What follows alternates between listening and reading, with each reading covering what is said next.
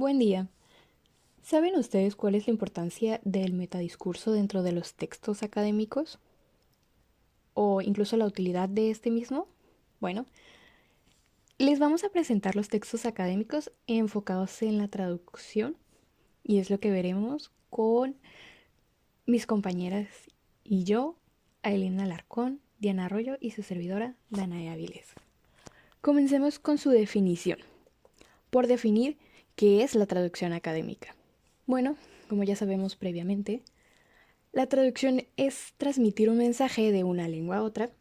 Aquí no es la excepción, pues es la traducción de un idioma a otro, de un documento, pero de índole educativo o académico. Podríamos decir, por ejemplo, que un texto académico es algún artículo científico o investigación, alguna tesis o incluso libros de texto. Básicamente cualquier material educativo es lo que se ve aquí para su traducción. Definición del texto académico. Lo que se entiende por texto académico de manera general es que, este es un texto o documento de índole científica que tiene como principal propósito el de difundir conocimientos por medio de un trabajo de investigación. Aunque esta definición puede verse afectada o puede variar dependiendo de varios autores, pero en general todas ellas tienen en cuenta que cumple con la función informativa, como la que brinda Rivera Paredes, 2020, donde menciona que los textos académicos son aquellos que tienen la finalidad de transmitir información o conocimientos. O incluso la que da Fuster Couvet, 2016, comunicación que refleja el avance de conocimiento en relación con una determinada disciplina. Por otro lado, también puede definirse de acuerdo a sus características, tal y como lo mencionan Tapia, Burdeles y Arancibia, citados en Rivera Paredes, donde dicen que los textos académicos son discursos elaborados con un lenguaje formal, objetivo y léxico, mismos que suelen ser de carácter descriptivo y argumentativo. Características en las que profundizaremos a lo largo de la exposición. Bueno, muy bien, después de conocer la definición de este tipo de textos académicos, debemos desembocar en la utilidad de estos mismos. ¿Para qué sirve un texto académico? Lo cual va ligado un poco a su objetivo, pero como podemos leer aquí, su utilidad radica en hacer crecer el conocimiento educativo de una inmensa gama de personas. Podríamos decir entonces que tienen como fin compartir su conocimiento educativo, instruir de alguna manera a varias personas, no solo a las de su área, eh, educativo, este conocimiento que obtienen o incluso debatirlo o entre los mismos conocedores del tema, como podrían ser investigadores, estudiantes, profesores o algún otro experto en esta área. Dentro de las características generales de los textos académicos, tenemos al objetivo, que tal y como se presentó en la definición, su principal propósito es el de difundir conocimientos principalmente por medio de un trabajo de investigación. Con respecto a la estructura, tenemos estos 5 elementos que están presentes de manera muy general en la mayoría de los textos, que consisten de la introducción, la cual informa acerca del tema lector de manera breve. Tenemos el cuerpo, que es en donde se analiza y se desglosa el contenido. Las citas textuales, las cuales brindan información en extra y validan el contenido del texto. Es decir, este tipo de citas nos ayudan a que la información que se presenta en el cuerpo está respaldada por hechos verídicos, lo que le da mayor validez al trabajo. Después tenemos la conclusión, que es en donde se retoman los objetivos o problemas planteados al principio en la introducción y que se van desglosando a lo largo del cuerpo para finalmente darles una solución o brindar una opinión acerca de ello. Y finalmente tenemos las referencias, que es en donde se obtuvo la información citada en el texto para su posterior consulta. Y con respecto a su extensión, este depende mucho del tema y sobre todo del autor o los autores. Clasificación y tipología. Bueno, los textos académicos se clasifican de diferentes maneras dependiendo de la función que cumplan y sobre todo a quienes se encuentran dirigidos.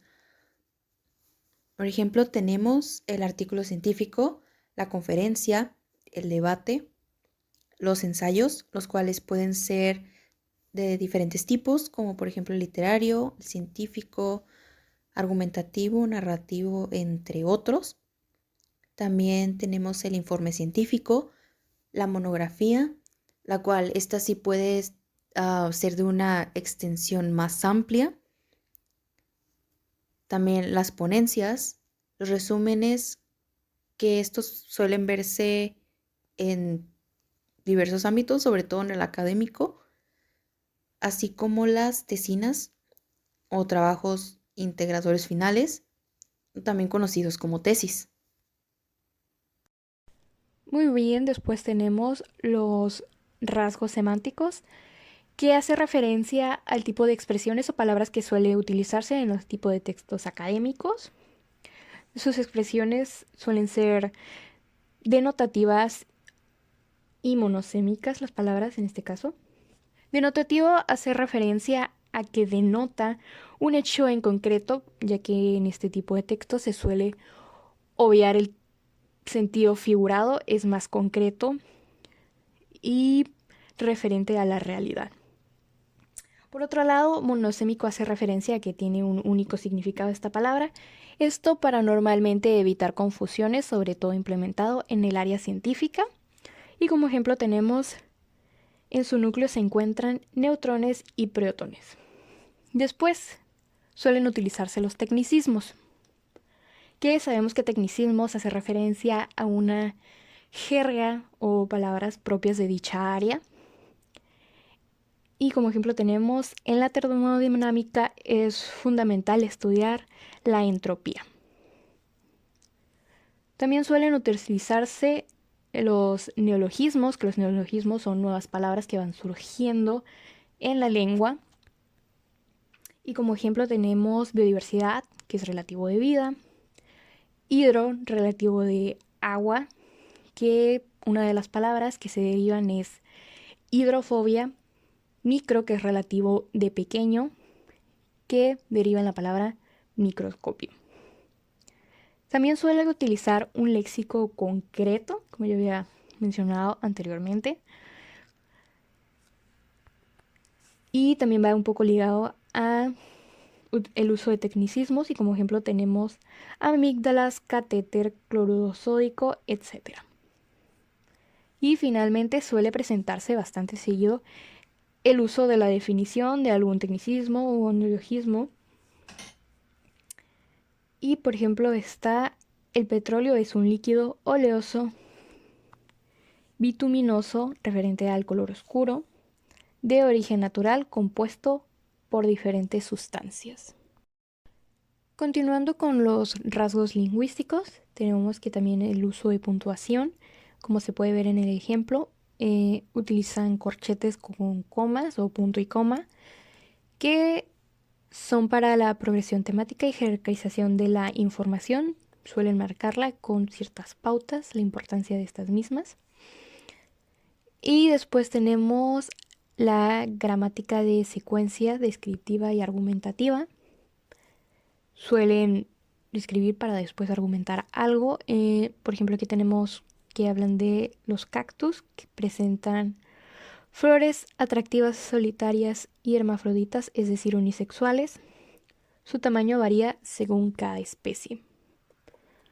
Continuando con la ortotipografía, que a grandes rasgos es la estructura del texto, que se suele apartar por títulos, apartados o subapartados, etc. A grandes rasgos es la estructura en general del documento.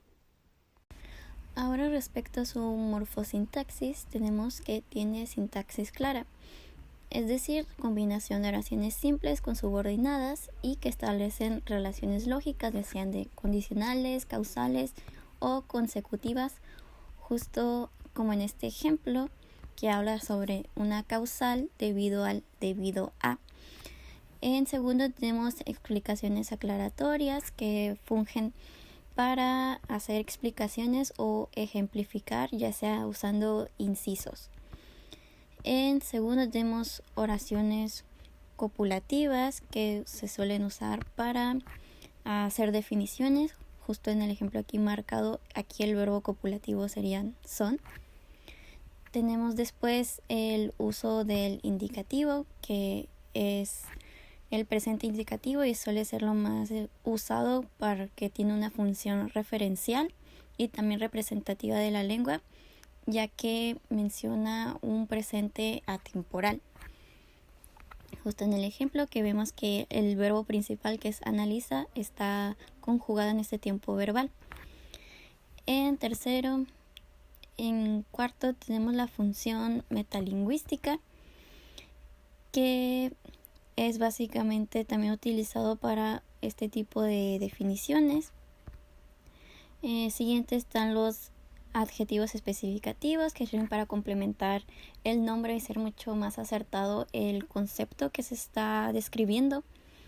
Y por último tenemos la complementación en los nombres, ya sea circunstanciales, preposiciones o subordinadas, justo como mencionan aquí. Terminología. Toda la información que el texto contenga debe de apegarse en todo aspecto al tema que se analiza, para que de esta manera exista una relación y coherencia entre lo que se comunica y el tema en cuestión. Es decir, dependiendo del tema que se desea abordar, es necesario mantener una terminología adecuada en base a ella. Por ejemplo, si el tema del texto es una investigación sobre la neurociencia y su aplicación en la medicina, por mencionar, no se van a utilizar expresiones de administración o de logística, sino que se van a emplear términos que se relacionen a dichas áreas y que se puedan comprender de manera sencilla por los expertos como por el lector en general.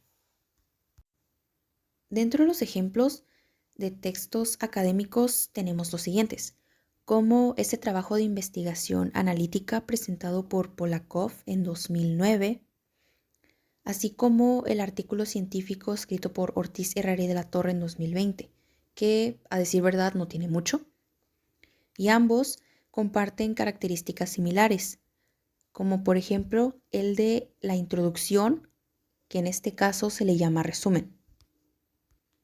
Una opción bastante útil para el lector y que le va a ayudar a identificar si dichos textos en una investigación van a ser de utilidad para no perder tiempo buscando a lo largo del texto. Otros escritos característicos de los textos académicos, como se mencionó anteriormente, son las tesis, como esta escrita por Camacho en 2006 para la obtención de una maestría, así como el ensayo académico escrito por Higuíñez 2002 en este ejemplo, y que por el resumen da a notar que es uno de tipo argumentativo. Ahora proseguimos con las características particulares, que consisten en 13. La primera habla que es preciso y universal. Este tipo de textos académicos se caracterizan por ser tanto claros y organizados en sus ideas tanto principales y secundarias, para que puedan ser comprendidos por personas ya sean de ciertas comunidades académicas o incluso un público general. En segundo tenemos que son intertextuales, es decir, que recurren a otros textos para fundamentar sus planteamientos o refutar. Esto refiere a un discurso citado y básicamente, como justo lo menciona, es la utilización de citas para hacer una validación de sus ideas, opiniones o mismos fundamentos que tenga el autor. En tercero es que comunican resultados.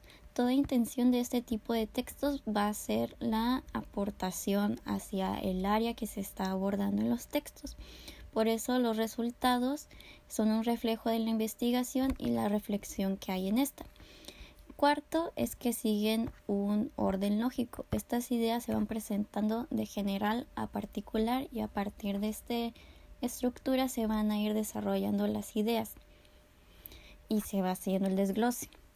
En quinto es que es un discurso formal, ya que utilizan términos teóricos del área disciplinar, es decir, tecnicismos, terminología profesional, dependiendo del área que se esté abordando. Porque obviamente no es lo mismo utilizar términos en el área de biología como lo puede ser en el área de química. En sexto tenemos que se sustentan en argumentos claros, ya que aquí se fundamentan principalmente en su tesis y a partir del desarrollo del texto se va a ir defendiendo y desarrollando sus argumentos. En séptimo, que es de modalidad escrita, es decir, que la gran mayoría de este tipo de textos van a predominar en la modalidad escrita sobre la oral y sobre todo su difusión va a ser escrita. Octavo, que el emisor forma parte de la comunidad académica. Casi siempre este tipo de autores son especializados en el área de estudio en el que se esté escribiendo. Tiene partes materiales, es decir, las partes gráficas, que puede ser la limitación de los párrafos, los epítomes, figuras, notas al pie, tablas, etc. Presenta un metadiscurso, es decir, material lingüístico que ayuda al lector a organizar y evaluar la información. Este tipo de discurso no busca proporcionar información sobre el tema, sino más bien ir guiando al lector para que vaya haciendo sus propias conclusiones sobre el tema. Lenguaje especializado, como ya hemos mencionado, es decir, la jerga profesional que suelen utilizar dependiendo de la temática. En 12 buscan persuadir, ya que este tipo de textos suelen ser de tipo argumentativo, así que buscan convencer al lector sobre la validez de los resultados y sus argumentos. En último es que se producen en un contexto específico, ya que dependiendo de cada área va a tener su propio tipo de contenido. Prosiguiendo, siguen las características discursivas que constan de 3 puntos, que es la finitud, ya que el texto no se ve como un proceso, sino como un producto final de la investigación. En segundo, es que posee una textura, que son las relaciones de construcción de las partes que hay en conjunto del todo el texto, es decir, que engloban la cohesión y la coherencia del texto, como son los marcadores discursivos, ya sea para establecer relaciones, contraste, ejemplificaciones, etc. Y por último tenemos las relaciones semánticas, que estas se subdividen en 3 puntos, que son la ideacional, que es el punto de expresar el contenido, la interpersonal, que es cómo se comunica el contenido al lector y cómo logra entenderlo, y la textual es establecer la cohesión entre las partes de un texto y su adecuación en el mismo para que pueda ser procesado y analizado. Bueno, ahora nos enfocaremos en las técnicas y terminología aplicadas para los textos académicos, comenzando por las técnicas traductoras, propuestas en este caso por Hewson y Martin. Nos presentan opciones que dejan abiertas según al gusto de cada traductor. Sus propuestas se enfocan en el análisis de la relación que hay entre las culturas involucradas. Entonces, sus propuestas comienzan con la reducción, la cual se utiliza normalmente cuando la cultura de partida predomina sobre la cultura de llegada.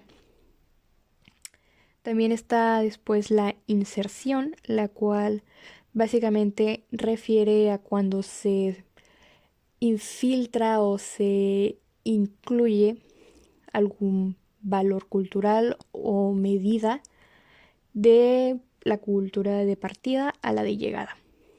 Y finalmente, la conversión, la cual es utilizada cuando se sustituye algún valor cultural o medida del texto base al texto meta. Después tenemos los neologismos o terminología más utilizada en este caso en la traducción académica. Y este realmente suele variar dependiendo del área del que estemos hablando. Por ejemplo, podemos ver que en literatura suele utilizarse resolver, ficcionalidad, reflexibilidad. En química suele utilizarse deprotación, electrooxidación, etcétera, etcétera. Medicina, positividad, sobrecrecimiento. En lingüística, refiguración, dialógicamente, cosmovisión. En pedagogía, mundialización, etcétera, etcétera. Realmente varía dependiendo del área del que estemos hablando. Bueno, después proseguimos con las recomendaciones a la hora de traducir este tipo de textos. Entonces, los consejos y recomendaciones para los traductores de textos académicos son leer los glosarios o terminología o incluso la bibliografía que ya se presentan dentro de este tipo de textos. Leer con regularidad acerca de este tema, saber de lo que se va a traducir previamente y obviamente de todas maneras respetar la estructura o la lógica dentro de este tipo de texto, la jerarquía que se utiliza y la complejidad dentro de estos mismos que tienen como fin instruir de alguna manera a los lectores. Entonces, retomando un poco, se tiene que documentar respecto al tema, obviamente en general evitar la sobretraducción, y la voz pasiva, la cual no suele ser común en este tipo de textos, y obviamente no redactar de la misma forma que en la lengua origen, porque pese a tener que respetar la estructura y la lógica, no se debe de traducir de forma obviamente literal para no perder la cohesión a la hora de redactar el texto meta. Ahora abordaremos los problemas y dificultades que puede haber en los textos académicos.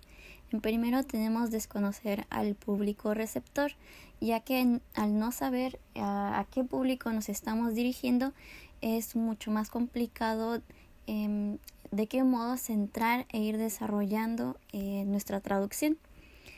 En consiguiente tenemos requerimiento de experiencia y trato con textos académicos. Usualmente este tipo de textos suelen ser un poco más complicados por el uso de tecnicismos.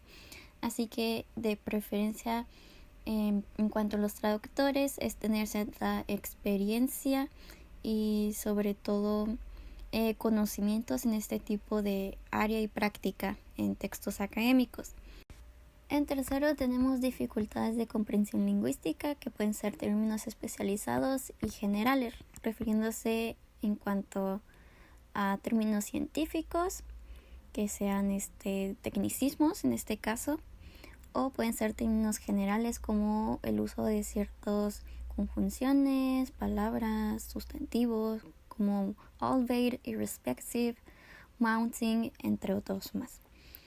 En consiguiente tenemos el uso de las siglas. Usualmente este tipo de siglas tienen ciertas adecuaciones a la hora de traducción o incluso no tienen ninguna adecuación, así que se necesitará una investigación detrás para saber cómo traducirlo. Siguiente tenemos transferencia de términos, expresiones o estructuras sintácticas que pueden causar interferencias o que pueden ser incluso objeto de cálculo o también pueden ser falsos amigos. En sexto tenemos la dificultad en equivalentes de término, dificultad para encontrar una traducción o reexpresión adecuada para el término que se quiera traducir. Y por último, citas y referencias, ya que dependiendo del país, en este caso el idioma, va a haber ciertos lineamientos establecidos que se deben ir respetando y siguiendo. Continuando con los temas, veremos sobre los textos traducidos inglés-español, tomando de ejemplo este artículo académico que habla sobre la identidad y migración rural. En primera instancia podemos ver en cuanto a su estructura que se mantiene bastante similar al texto original. Ambos tienen la revista en la que se publicó el artículo, el título, el resumen o abstract también en este caso, y también tenemos información sobre las fechas de publicación, asimismo que de los autores. En el siguiente tenemos la introducción, ambos contienen la introducción. En cuanto a la estructura se mantiene igual y en este caso justo en la parte superior se citan a los autores del artículo, habiendo unas cuantas adecuaciones, ya que al inglés en vez de utilizar una Y se utiliza la conjunción et, además de que se debe de colocar una coma antes de esta I, así que aquí hay una pequeña adecuación. Así que continuando, siguen estos notas de pie que se mantiene igual, realmente no hay ninguna diferencia en este caso. Puede que en algunas partes la sintaxis cambie un poco para que haya mayor flujo en la lectura, pero en sí se mantiene bastante similar tanto español como inglés. Al igual que vemos que en la parte inferior izquierda viene el nombre de la revista, el volumen y su año. Continuando, siguen los apéndices que también se siguen presentando en distintas páginas para aclaraciones y demás. En este caso se mantiene justamente igual, la similitud es la misma y justamente el nombre de proyectos y demás se mantienen igual, realmente no se traduce. La siguiente diapositiva tenemos una tabla, tenemos una utilización de un elemento gráfico y se mantiene realmente en su gran mayoría de la misma forma.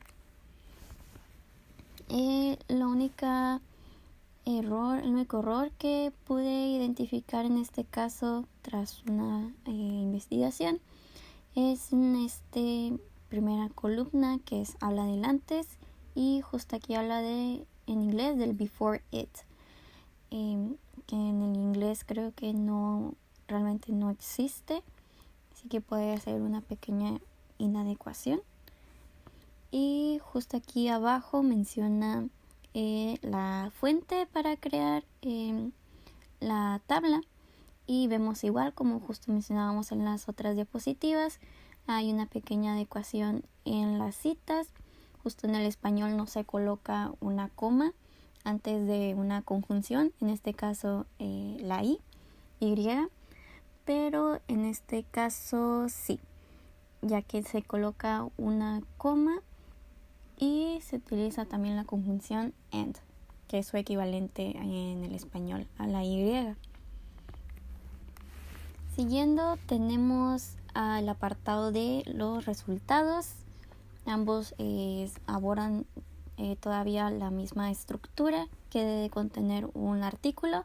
La única diferencia que logramos encontrar aquí es en la colocación de en qué parte están los resultados, ya que en el texto en inglés primero están los resultados y luego se presenta la tabla, y en este caso en el español primero está la tabla y luego están los resultados.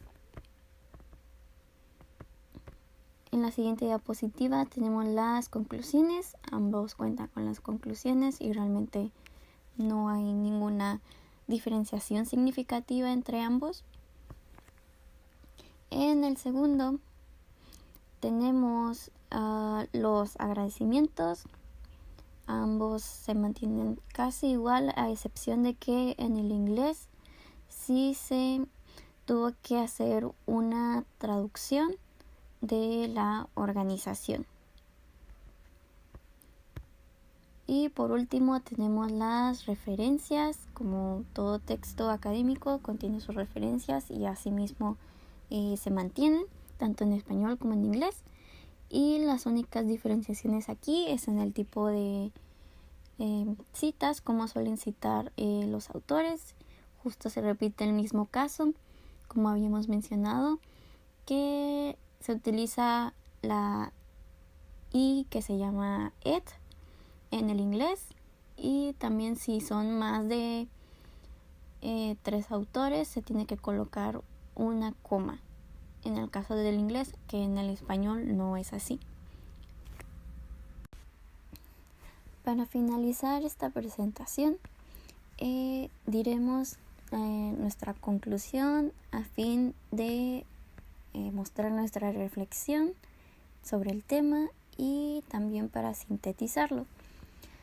Dentro del ámbito académico y escolar, hemos encontrado que los textos académicos son de gran relevancia para la divulgación de distintas temáticas que estén enfocadas al ámbito profesional o que sean textos especializados que van dirigidos a un público mayormente estudiantil, general o uno de ámbito académico.